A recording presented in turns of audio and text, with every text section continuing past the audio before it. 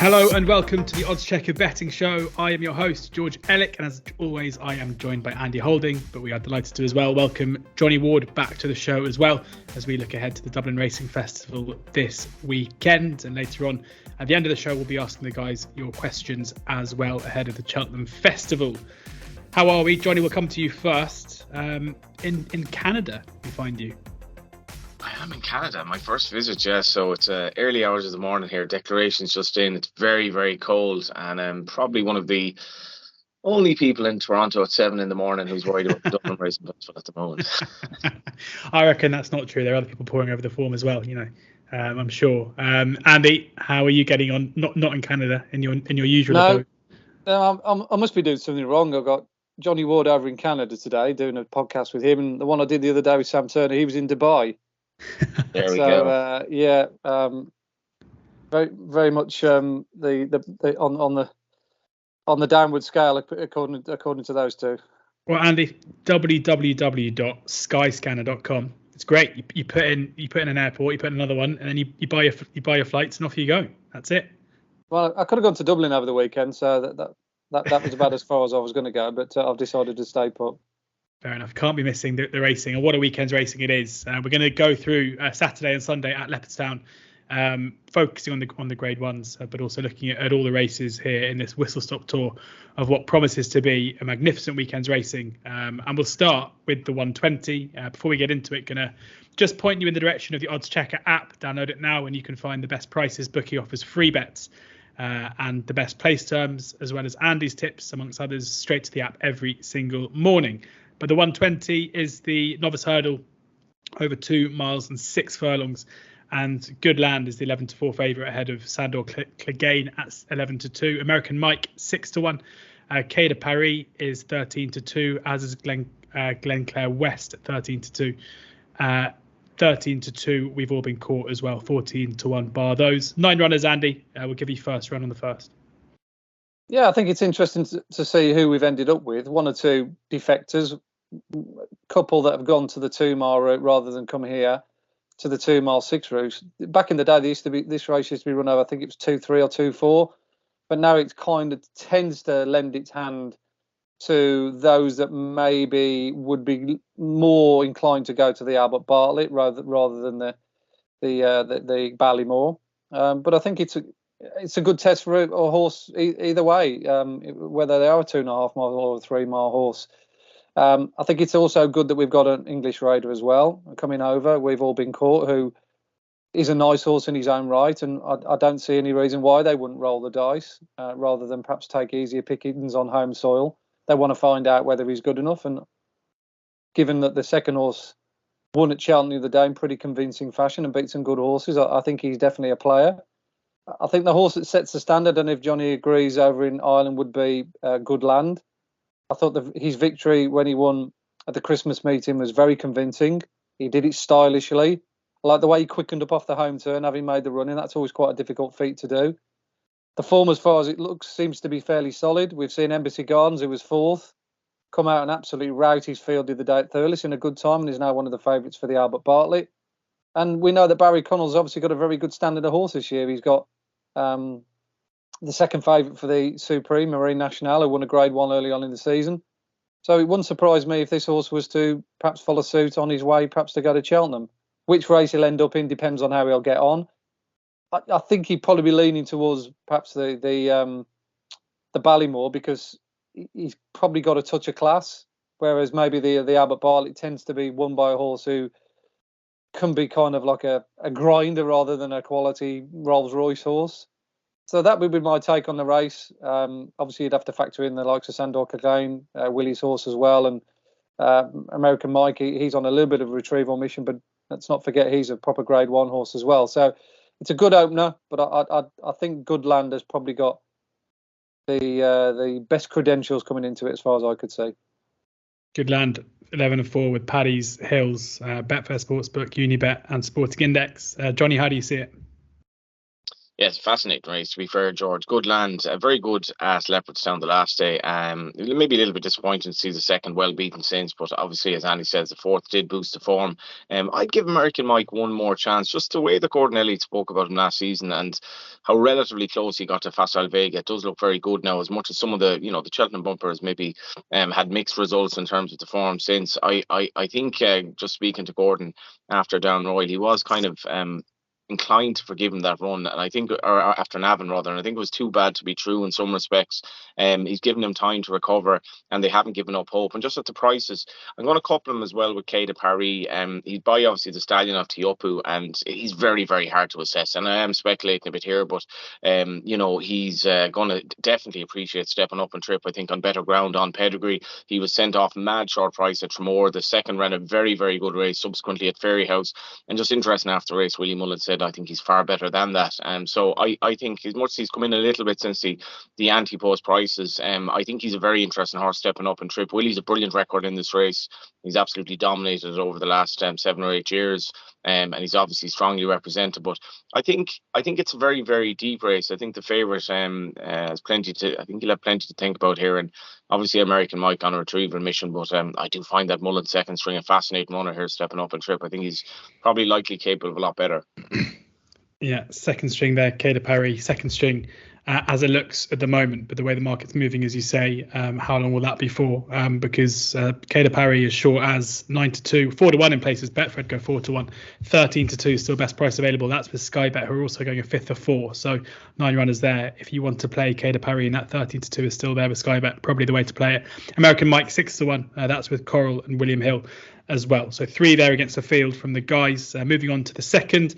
And 8 runners here with a 4-11 favourite. Might kind of race this one.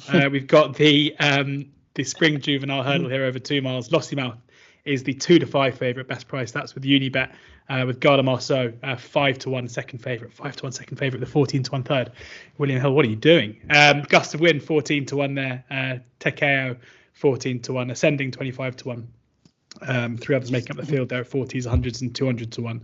And, ignoring the each way thievery here, Johnny, is this set to be a procession for the favourite? Yeah, I think the angle here is to back this favourite for Cheltenham, to be honest. I've just been mightily impressed with her. The fact that, when she ran at Fairyhouse, it seemed to take them a little bit by surprise. That was obviously that big day at Fairyhouse where the 3 grade 1s and the juvenile hurdle, which itself is a grade 1 really in all but name because of, what the horses in it have achieved since. And the depth of juvenile hurdlers in Ireland this season is sensational, and we saw on Saturday as well. I think the strength in Ireland is definitely superior to what the British have in terms of juveniles. But look at this race. Willie Mullins has 6 runners in it, which is absolutely astounding. And his owners have they've kind of gone after these young horses, often from France and often with national hunt pedigrees. His 2 sons are daughters of Great Pretender here that were a source from France. The one that obviously is the dark horse is Gust of Wind, who's obviously hard to assess, but he can run second strings in this race, run well. But Lossiemouth for me is still odds against for the triumph, and I think that's the angle. I think she's been absolutely flawless. I was gobsmacked with how easily she won here at the last day. She obviously holds Galopin Marceau on that, who I can't see how reverses the form. And Lossiemouth, she looks sensational. As I mentioned, this division is very strong in Ireland. JP McManus has a lot of very good horses off the flat, sort of flat-bred horses off the flat that have taken to the game like common practice.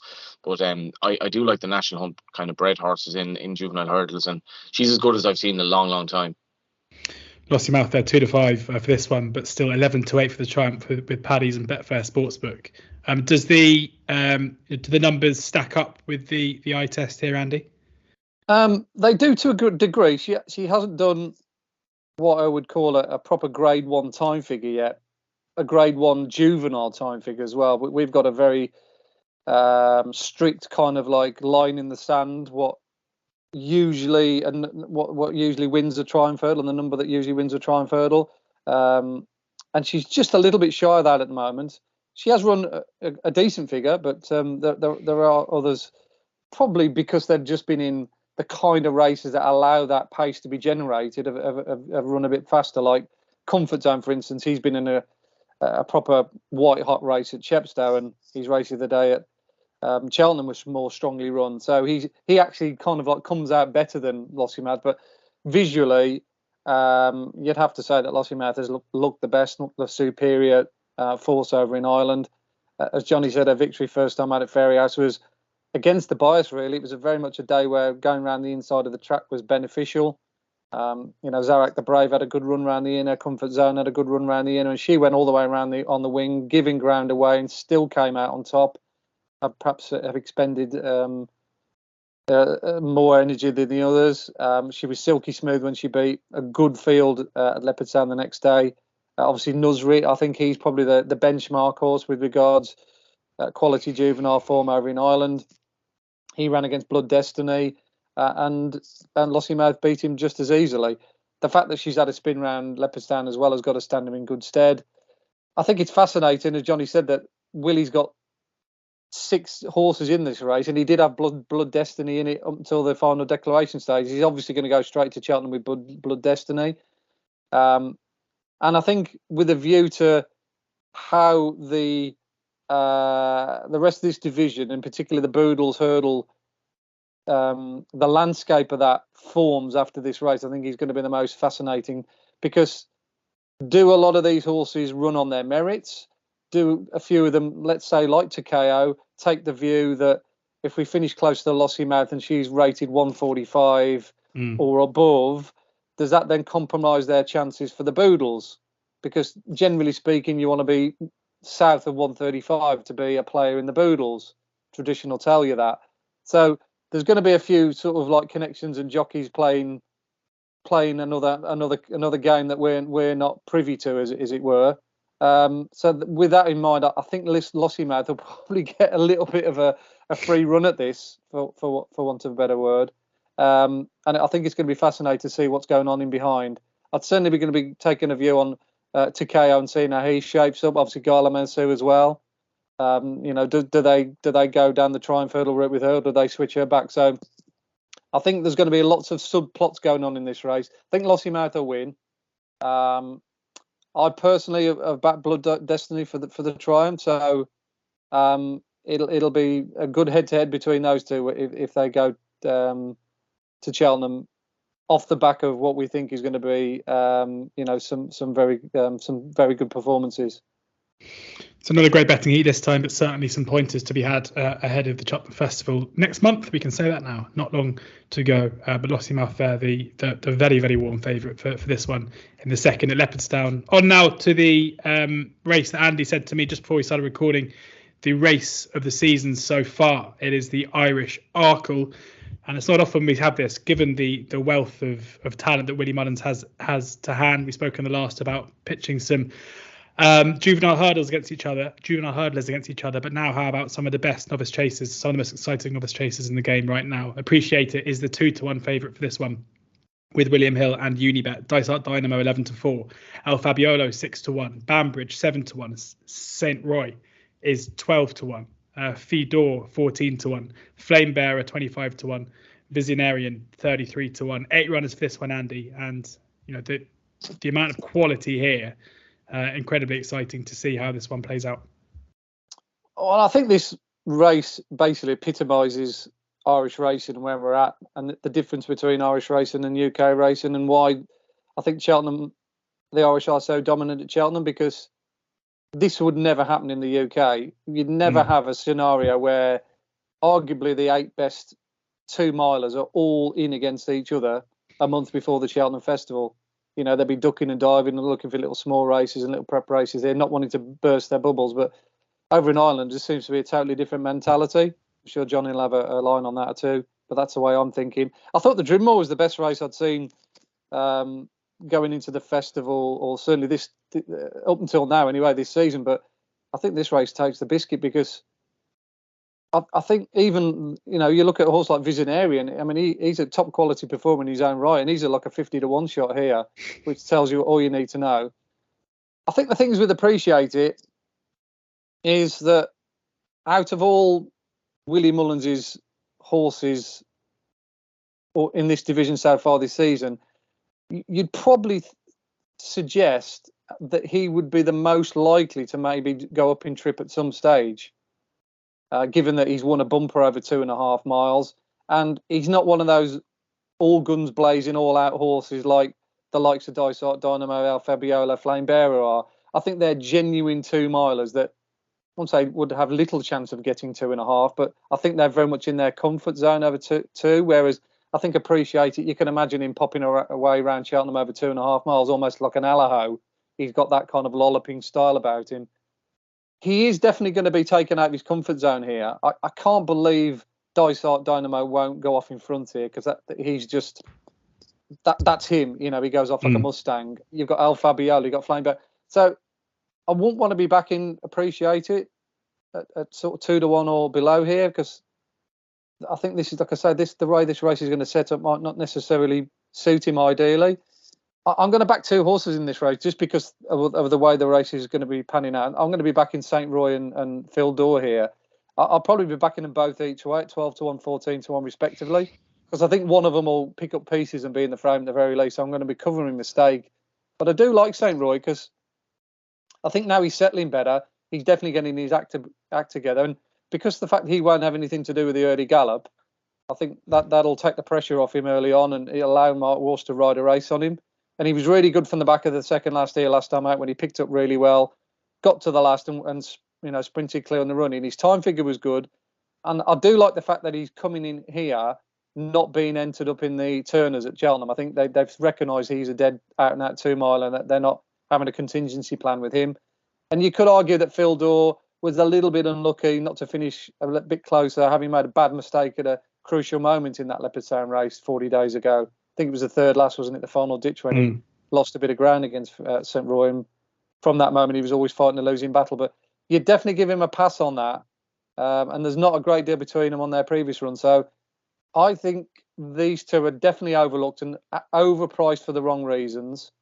Their time figures suggest to me that they're at least as good as Dysart Dynamo and El Fabiolo anyway. And yet you can back them at double figure odds. So my strategy is to play those two each way against the field, St. Roy and Phil Dorr. And hope that all 8 turn up. And hope that all 8 turn up. But they should do. You know, they're entered up. There's no reason, unless, something goes wrong with them on the way to the races, why they wouldn't turn up. St. Roy 12-1 pretty much across the board. Same for Fedor there, although you are getting 16-1 for Fedor if you go to Ladbrokes.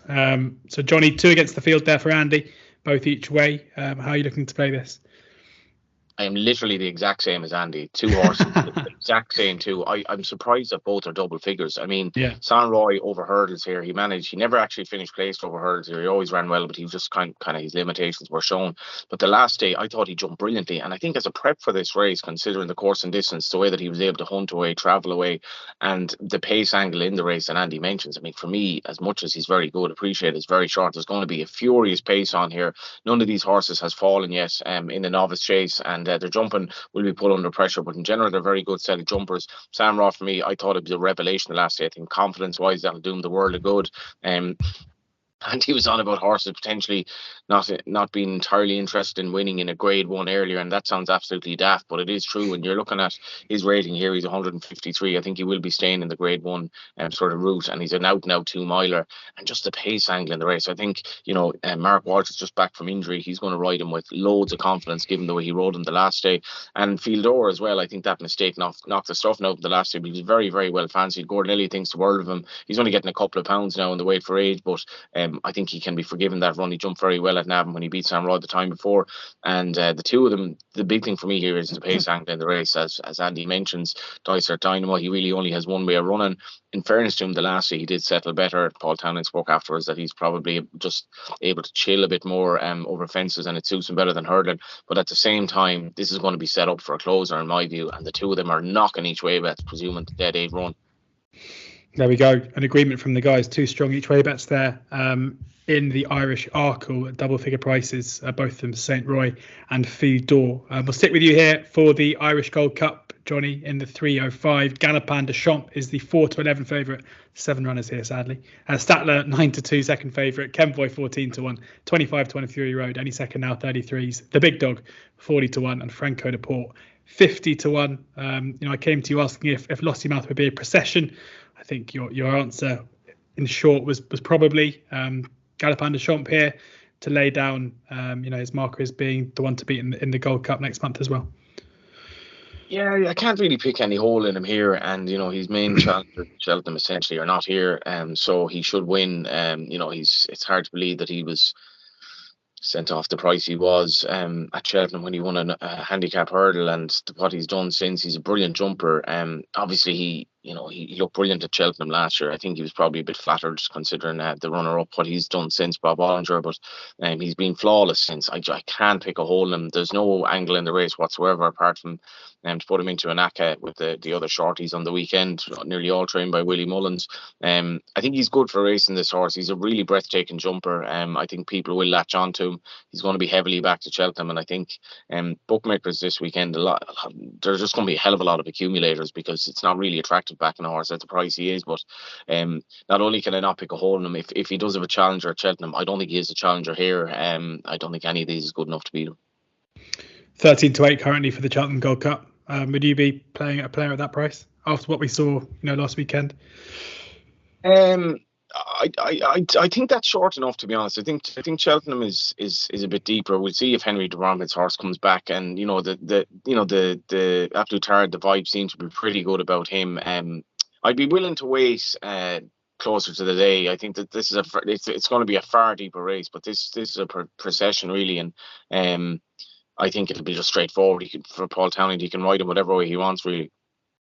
Andy? Yeah, it's hard to disagree with anything that Johnny said. I've always been a big fan of Galopin Des Champs. Thought he'd win at Cheltenham last year, backed him accordingly, and couldn't believe what happened to him. To be honest, it was one of the most dramatic races, wasn't it? Even though he had 4 runners. And everything about him is just top class. His time figures, even when as a novice, I was on this podcast before Cheltenham saying he's the quickest horse that we've seen novice wise. He was better than Monkfish the year before on the figures, and it's kind of like scary to think what he can actually do now. He's up to 3 miles, because we know he gets 3 miles. He won a Grade 1 and a good Grade 1 at that, the Punchestown Festival, as a hurdler, so he could actually improve for the trip. Almost think Willie's been waiting and biding his time not to run him over it, just to kind of like keep the wraps on him almost to a degree. Very good in the John Dirk and made Facile Vega look really, really slow, and we know he's not slow. So he's got everything really. A good jumper, as Johnny said. Tactical speed for 2.5. He will stay 3. The only question mark is, will he stay 3 mile 2 around Cheltenham? But I think we'll get 1 or 2 of those questions answered this weekend, because this is a stiff track, and I think this will be a reasonably good test with Ken Boy in there. He'll go off as he usually does and make it a good pace. If you're looking for something to bet without the favourite or forecast, maybe any second now. He's the kind of horse that will just keep grinding away, and we know he's got a touch of quality as well, and he stays really well. He might be ridden to pick up some pieces late on, but I think Galopin Des Champs is going to be one of the focal points with all those short price multiples a weekend, and barring accident, it's very difficult to see him getting beat.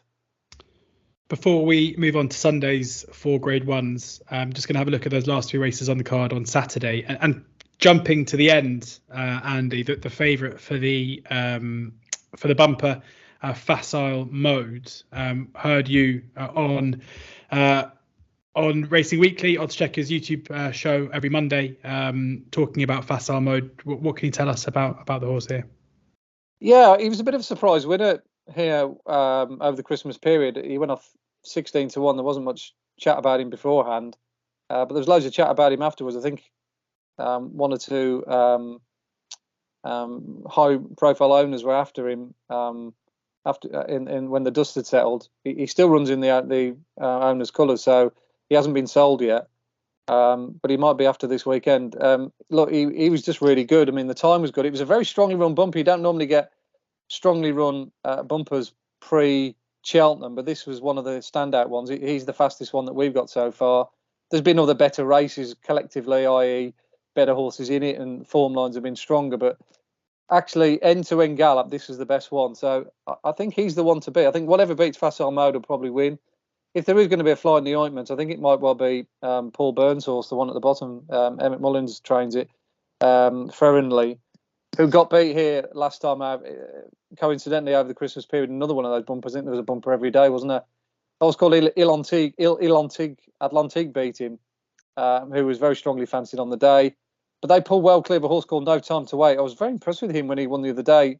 He went to Down Royal and he absolutely battered his field by 15 lengths, including a well-fancied Willie Mullins train horse. And I like the way Farrelly kept on all the way to the line. Don't think he was quite 100% fit, if I'm reading between the lines that day.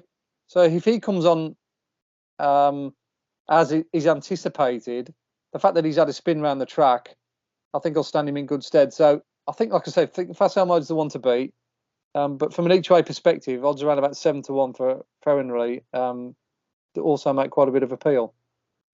Interesting stuff. Another reminder that Racing Weekly is published every week on Oddschecker's YouTube channel. So join Rishi, Persad and Sam Turner as they review the racing just gone and look ahead towards the Cheltenham Festival. On next week's show, the guys will be joined by Steve Mellish as they look at the Betfair Hurdle at Newbury. But back onto the stuff at Leopardstown on the weekend. And Johnny, before we move on to Sunday, anything for you to add on those last three races on the card?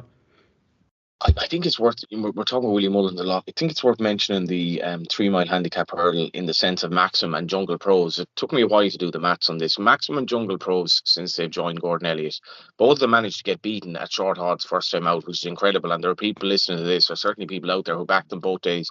Accumulatively, the two of them have improved by £91 in the meantime. Oh my God. That's over the course of a few months. And I was like, what did Maxim get for the last day? So he's gone from 120 to 138. Andy's feature of the race will be interesting because he absolutely hacked up. And I couldn't believe how he won considering what he'd done up for his previous victory. But I think what's interesting here is that you'd be slightly worried maybe that these horses are going to Cheltenham, but Gordon Elliott's have put claimers on both of them. And Keane Quirk has been absolutely outstanding. Right, he gave a filly in a maiden hurdle at Fairyhouse for Michael Bowe last week, I think was rightly hailed as an unbelievable ride. He's riding with incredible confidence. He claimed 7, and I think that is significant in taking the burden off Maxim. But the way he won the last day, he's basically a certainty to be in the first 4. And what's to say he stopped improving. And I'd be definitely willing to back him. You probably get 5 places with some of the bookmakers. My bet of the day is Get My Drift in the handicap chase. Mouse Morris has actually had, numerically, he's not had that many winners this season, but his horses are in outstanding form. His last, I think, 5 completed runners has had 2 winners and 2 places. And Get My Drift, a course winner over hurdles, ran really well in a handicap hurdle. His chase debut was at Navan behind Hollow Games. I thought he was massively eye-catching. Jumped slightly to his left at times, but I wouldn't worry about that here. And in these races, you just want a horse that might have a little bit in hand. He's making his handicap chase debut. Normally, I don't like backing McManus horses on their handicap debut, but I think this horse will definitely be lively in the market. The Wave of the Sea is his top weight, which is interesting. So he's kind of he's the second one in the race for JP, but I'd be very surprised if he's not better than a mark 130. He's a brilliant natural jumper of a fence, certainly was at Navan anyway, and I think he'll be very well fancied. Great stuff. There we go. Get My Drift in the 410, 11-4, pretty much across the board.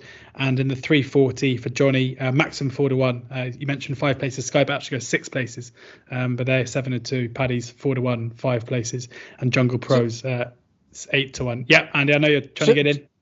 Yeah, just a line before we go on to Sunday. I think it's worth pointing out that Gordon Elliott is a very, very clever man when it comes to sort of weighing up his options. And I noticed what he has been doing in recent weeks. I don't know if Johnny's been onto this. He's been entering up a lot of these horses that he's going to potentially bring over to the Cheltenham Festival. There was a per temps qualifier, I think, at Warwick a few weeks ago, and he entered up Jungle Pros, and I think he entered up another couple as well in it. What he does, he's basically seen what handicap marks that the UK assessor's giving them. So he's got a bit of an idea. So he's almost testing the water without actually crossing over the Irish Sea, if that makes any sense, to see where he stands. And he also entered Maxim, I did notice, at Sandown this weekend in a 2 mile 6 race. Now, the UK handicapper gave him 145. So he's actually £7 higher over here. So he's probably thought, well, if I go straight to the per temps, I'm going to get 145. I'm going to be running for 60 grand. I've got a chance of racing on home soil here off a mark of 138 for 59 grand, and I could take 7 off. So you might think, well, is Maxim going to be all guns blazing here with regards, doing his handicap marking for Cheltenham? Well, if you work out the maths, it just makes absolutely perfect sense to come back here and win here, because he's absolutely striped half the field, including Persad Vega. I mean, I know there might be a bit more to come from him. He's definitely an interesting running, Persad Vega, particularly now Gavin Cromwell's also in much better form. And the ground this weekend is not going to be probably as soft as it was at the previous meeting. But given the way Maxim won and the way he absolutely battered his field that day and the time he did, it's hard to see him not winning again, to be honest. So I'd probably just keep it simple there and back Maxim again, just for all those reasons I outlined. Great stuff, Maxim. The pick for both guys. We've got to get through Sunday in about 15 minutes here, so we're going to have to do it fast. We've got to get to your questions as well. We're just going to do the 4 Grade 1s on Sunday, starting with the novice chase. Mighty Potter is the 7-4 favourite. That's with William Hill. With James de Burley 7-2. Gaillard de Mesnil is 5-1. Journey with Me 8-1. Churchstone Warrior 14-1. Kilcret is 16-1, 25-1 bar those. Johnny? Tough race this. I mean, look at the winners of it. We all remember Faugheen winning Monkfish and Galopin Des Champs.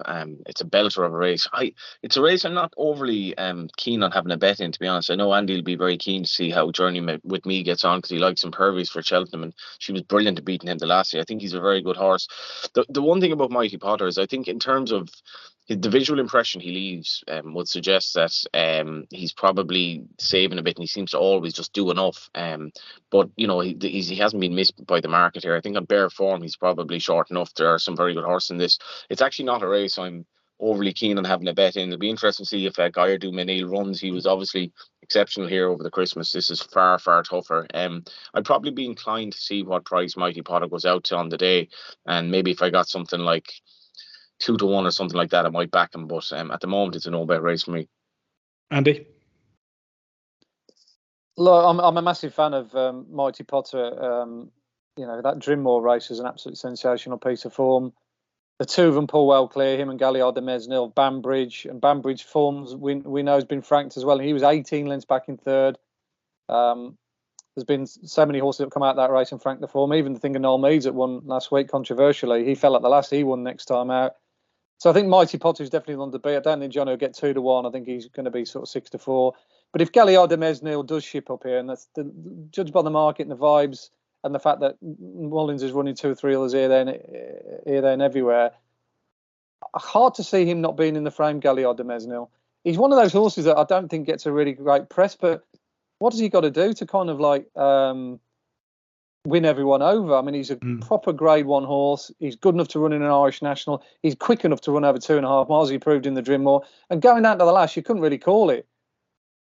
I think probably the best horse won on the day. But don't forget, Gaillard was having his first from the season. Mighty Potter had already had a spin the time before, so it might have been a little bit of a fitness thing. He come here last time out, and everyone's going to make a big thing about Three Stripe Life falling, and his task was obviously simplified. But the time figure was still very good. He beat a good guide in Churchstone Warrior very easily. And given that he does like Leopardstown as well, I'd be more inclined to say 5-1 each way for Gaillard de Mesnil. It's a better safety numbers bet than perhaps going in all guns blazing on Mighty Potter. Look, I think it's between the two, even withstanding Journey with Me might be in there, representing Impervious form, as I touched upon. But at the prices, if he runs, then I'd be Gaillard de Mesnil each way all day long. 5-1 best price, that is, with William Hill and Betway. Onto the Dublin Chase. Blue Lord is the 3-on favourite here, ahead of Gentleman de Me at 6-1, So Royale at 8-1, and Dunvegan 16-1, Fat to Slow 50-1. And it was 6 weeks ago, Andy, you and I did one of these shows with Ed Quigley, and he got a feel for Ed because he got it too right, where he put up Blue Lord for the Ryanair, convinced the Blue Lord would be going for the Ryanair, not to realise just how impressive Blue Lord would be next time and the way that the Champion Chase would cut up. And you have to think that if Blue Lord goes and replicates that form, there's those Ryanair tickets will probably be heading for the recycling. Yeah, I mean, he's very unlucky, Ed, with that. I mean, it was a great call. It was the right intentions at the time as well. I mean, you could see he was trying to almost second guess what was going to happen. He's got it right, but unfortunately, Energumen getting beat at Cheltenham is now completely threw a spanner in the works. And you'd imagine if Blue Lord comes through this as expected, as his odds suggest, they'll have no other option but to run him in the Champion Chase, and that'll make that race particularly good with Energumen and Edwardstone and Blue Lord now thrown into the mix. Look, you know, he should get a bit of almost like a free pass here, really, because I mean, with the great respect he does, I don't want to decry the likes of Sco Royal and Gentleman to me, particularly Sco Royal. He's been a great servant to connections, but I mean, Blue Lord's just in a different class to these, and we know Leopardstown, he comes alive here, so yeah, he looks almost the biggest banker of all those short ones over the weekend. Johnny? I laid Blue Lord at Clonmel because I have considered him an out-and-out 2-miler, and I thought at Clonmel that he mightn't get home. I thought the race wouldn't suit him, yada yada. I was nearly right. He ended up holding on by a neck. But funnily enough, after that race, I looked up his champion chase odds, and he was 33-1. And what struck me at Clonmel was I just thought he looked absolutely fantastic. Physically, I thought he jumped brilliantly, and he just looked like he was actually improving with age. So I backed him at 33s each way for the champion chase, sort of hoping that something might happen. Shishkin, maybe that he was a little bit past his best, and you're looking for a place. But now I think if Paul Townend did have the choice in the day, he's going to have a tough choice between him and Energamine. I think I'd be inclined to back Energamine as a saver at Cheltenham. I think he'll be ridden more forward the next day, and I think he will bounce back. But the one sort of thing I had against Blue Lord was as much as he's a brilliant record over fence, I thought he did look a bit of a soft finisher at times, and particularly over hurdles, and including in the Arkle behind Edward Stone last year. And it'll be interesting to see how he's ridden here, because at Leopardstown the last day, Darrell Jacob was able to tip away, and the race kind of fell into his lap. He Shachan Persad probably passed his best, and he didn't have an awful lot to beat. But it's a similar story here. What will be interesting for me is how Darrell Jacob rides him. Will he ride him more forward, just keep it simple? But he's a little bit unheralded, this horse. I had a taxi ride there a few months ago, and he was still 25-28-1, and it was a long taxi ride in bad traffic. And I was watching a race at I think I was watching a race at Dundalk on my phone, and we got talking, and I said, do you back horses? And he said, very odd time. And I was like, at least just put a fiver each way in this horse at 33s. I paid the fare, but hopefully he had the bet. Superb. Blue Lord hopefully gonna 7-2 best price now for the champion chase. That hopefully will shorten up again if he replicates that performance here over 2 miles and a furlong.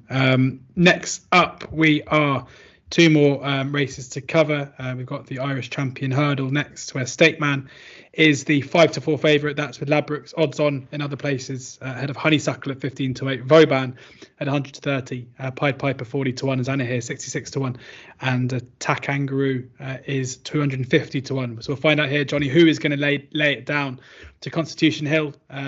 Will Honeysuckle bounce back from Cheltenham? Will Honeysuckle bounce back from that defeat last time out, or will Stateman confirm his credentials as being the one who will take on Nicky's horse at Cheltenham? And will anyone lay it down to Constitution Hill? Is that might be the biggest question out of this. And I think Andy's on about ducking and diving and all that. It's just fascinating that he has avoided these really good Irish horses so far, and I don't think anyone would still have any concerns that he's going to beat them at Cheltenham. But I'm all over Stateman here. I just cannot have Honeysuckle at all. I was very disappointed in her at Fairyhouse. I thought it was a fairly lifeless effort from the second last, to be honest. She was beaten very quickly. And Stateman, for me, another horse that ended up winning a handicap, as I mentioned in the oddschecker column I write on Thursdays. Both he and Galler du Mesnil won their first race at Cheltenham in a handicap, which just shows how Willie Mullins is able to kind of flex his muscles. They've actually changed the rules this year with regard to handicaps and how many runs you've had, but that's for another day. Stateman, I thought he was fantastic at Christmas. I thought Vauban was probably the value in the race, considering how good he was as a 4-year-old last year, and he beat him very, very convincingly. And I know that was another one of these messy races with no hurdles to jump, but he's very, very quick. I've been impressed by how straightforward he is as well. It seems to be that you can basically put him anywhere in a race, and I think the effort Vauban made to beat Sharjah and to give him like a semblance of a race the last day was actually quite impressive. And Stateman still bolted up. He was ridden quite interestingly in the race. Paul Townend was happy to kind of send him on early. But for me, I mean, Honeysuckle dropping back in trip here, couldn't have her at all. Stateman for me is probably a great bet at 5-4, because I think he's Vauban to beat, who he beat comprehensively the last day. Can't have Honeysuckle at all. Andy, great bet at the top end here, Stateman for Johnny. Can't have Honeysuckle. Are you in agreement? Yeah, I'm pretty much along the same lines. It'd be great for racing. I think this would probably be event of the weekend. If Honeysuckle was to return to her best and win this, you'd have to have a granite heart if you didn't wish Honeysuckle and their connections really well and give her a great cheer if she did come back and prove us all wrong. The ones that me included perhaps think that she's probably slightly just on the decline. That's just based on fact, really. The fact that her time figure against Constitution Hill on the same day on the same card in last year's Champion Hill suggests she's not as good as Constitution Hill, and Constitution Hill I think has improved.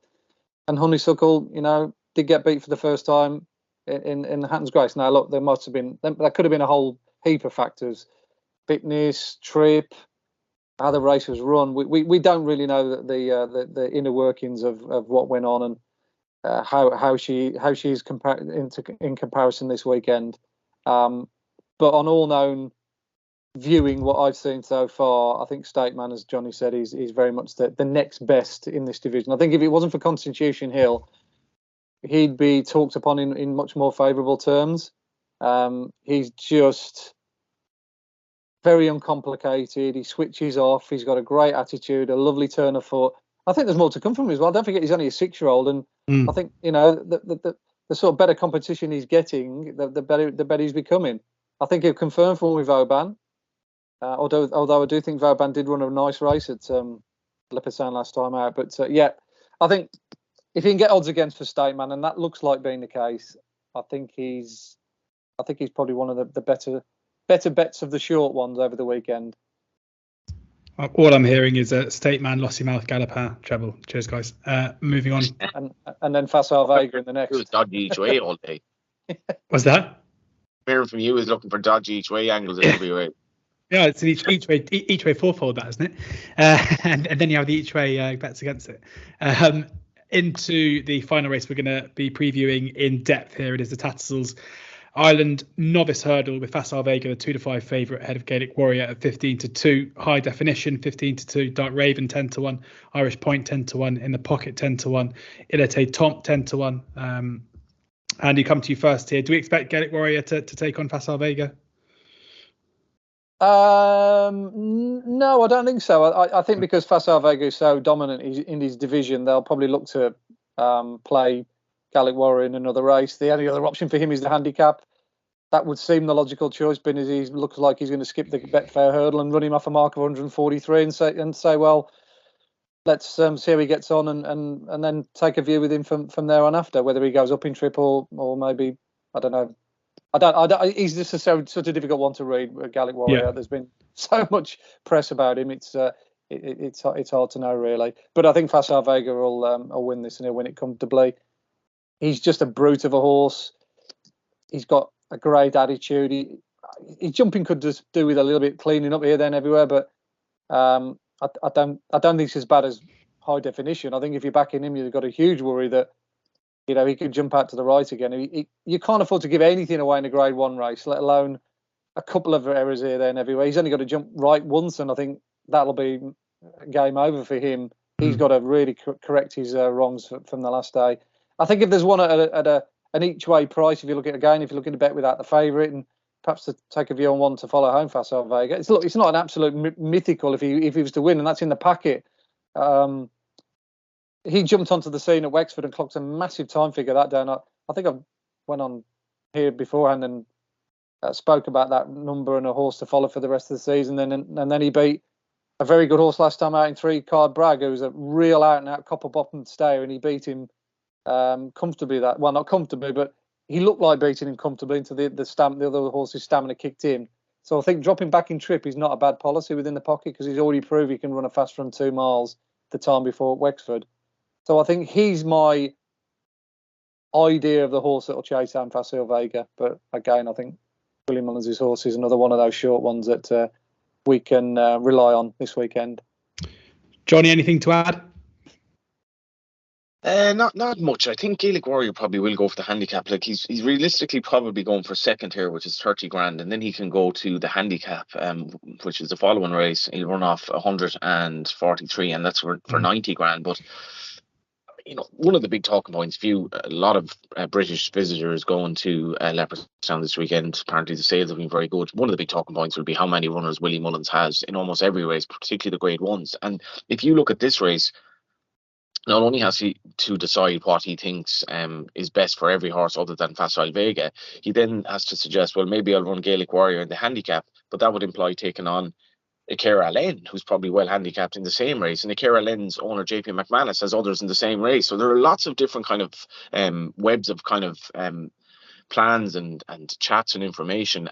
But it's just Willie Mullins can basically flex his muscles, and it's rare enough that you get a horse of Gaelic Warriors quality running in a handicap again. But I think that's what will happen here. As Andy mentioned about high definition, to be fair, as much as Willie's horse was third that day was beaten, since that form is actually working out very well. I'm not a fan of the revolving camera at all. I'd much prefer the old camera work. It's hard to know how badly right he jumped the last day, but at least to me at Leopardstown that day, it did look quite bad. Just so Brian played it down afterwards, but he's not going to get away with any sort of anything of that here. The one thing I would say about Willie's horses is, I'd prefer to have 5 Willie Mullins trained horses in a race than 5 horses with a different owner, with the same owner rather, if that makes sense, who can kind of and you can see wild betting patterns. Willie Mullins is a very honest trainer. His horses run on their merits, and as much as we've utter domination and monopolies in these Grade 1s, the horses are running on their merits, and there's nothing to stop you back in a second string of Willie Mullins and being worried that it won't run on its merits or will offer value or whatever. But in this race, I love Facile Vega. I think I was talking to Tony Mullins about Princess Zoe, where they're going to send her to stud, and he mentioned some flat stallions. Walk in the Park is 25 grand, staggering money for a National Hunt stallion, but this one has worked out unbelievably well. He could be one of the best we've seen that Willie has trained, certainly the way he talks about him, and he has a bit of a kind of a machismo about him. He's a swagger, this horse. He's going to probably go over fences next season, but what struck me about his win the last day was Gavin Cromwell had a horse who was absolutely battered in the race, and that had been well fancied in the Royal Bond. He beat him 25-30 lengths. The same horse then rocked up and won at Navan comfortably since, whose name escapes me, and Facile Vega beat him absolutely doing handstands. He was in a completely different lead to him, what Gavin probably rates a Grade 1 horse, and he looks staggeringly... Pathdoro. What's that, Andy? Pathdoro, the name, I think, isn't it? Is that the one you're reloading to? Pat Daru, yeah. So Pat Daru won, and obviously the race at Navan sort of did fall apart a little bit, but Pat Daru won very well. And he literally couldn't get anywhere near Facile Vega at Leopardstown. He was given a quiet ride. And this is a race for me to watch. I've never backed Facile Vega, but I do enjoy the kind of hype about him in the parade ring. I think this will be one of the races where there'll be loads of people over in the parade ring to get a look at him, because he is a son of Quevega. He's very, very good looking, and there's just something about him. So it's just a race I can take betting out of this and just enjoy him. Great stuff. We don't have time to cover the other races on the card on Sunday, sadly. But before we let you guys go, I've got a question for you. I'm going to have to pick one of these. Andy, will come to you first. Do you think Cheltenham Festival is losing some of its appeal due to the lack of competitive races or field sizes? That's from Owen. I don't particularly feel that. Every time I go to the Cheltenham Fest, I've been going for donkey's years now.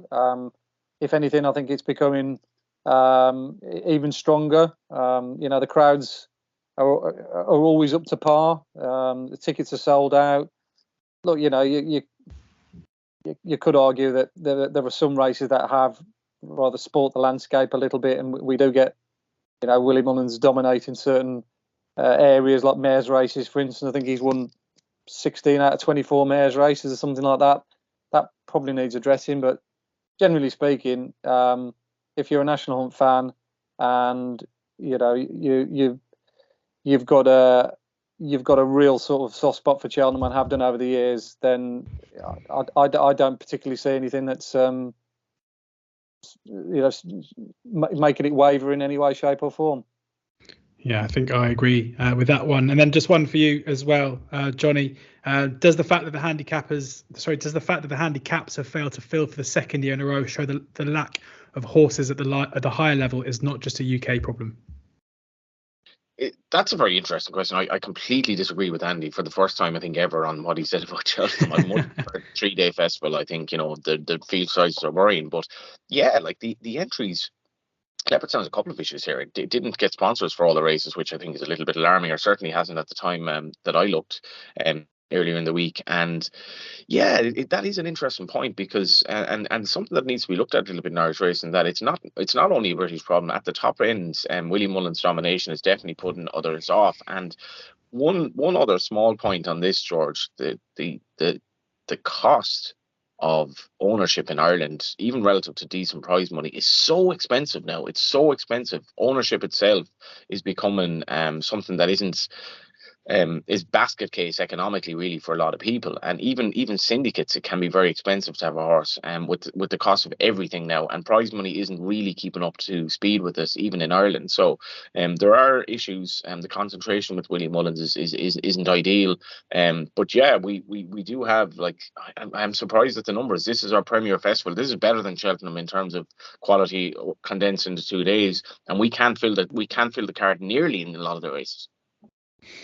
Interesting stuff. Johnny, thank you very much to both Johnny and to Andy for sharing their insight, tips, and also their thoughts there in reply to your questions. And don't forget to sign up to the brand new Cheltenham Super Service in the build up to the festival. Find exclusive insight from Andy and from Johnny, as well as market movers, news, giveaways, and even access to exclusive events. The sign up link is in the description below. And we're about to record a very quick Arkle preview as well, which you can find only on the Super Service. So do sign up for that now.